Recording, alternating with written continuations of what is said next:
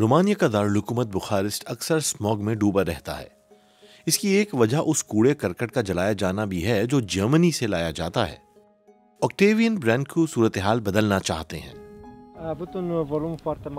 यहाँ काफी मादनियात जलाई गईं। 20 मिनट तक काफी धुआं था। इस तरह अगर 2 मकामात पर कूड़ा जलाया जाए तो बुखारेस्ट का जुनूबी हिस्सा धुएं में डूब जाएगा।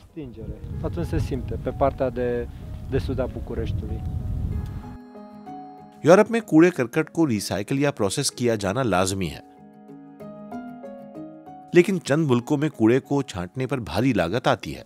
इसीलिए कंपनियां बैरून मुल्की कंपनियों की मदद हासिल करती हैं, जो कभी कभी फ्रॉड में भी मुलव्वस पाई जाती हैं।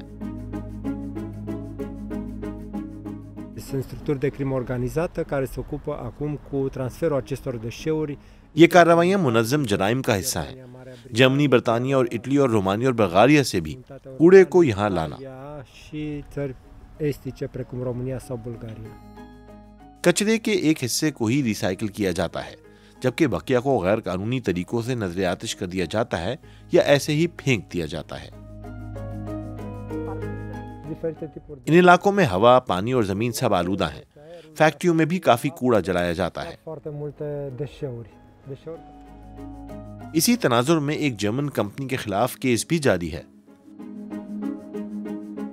मज़कूरा कंपनी कचरे को बरामद करने से पहले उसे छांटने में नाकाम रही। यूरोप में रिसाइकलिंग और कूड़े की मैनेजमेंट में गैर कानूनी कार्रवाई अभी जारी हैं। इनकी मालियत सालाना $17 बिलियन के लगभग है।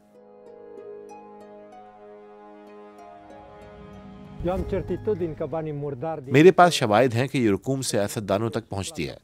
मिसाल के तौर पर 2 वज़रा के एक मशीर 1 मिलियन क्यूबिक मीटर के एक मकाम के मालिक हैं, जहां ऐसा कूड़ा फेंका जाता है।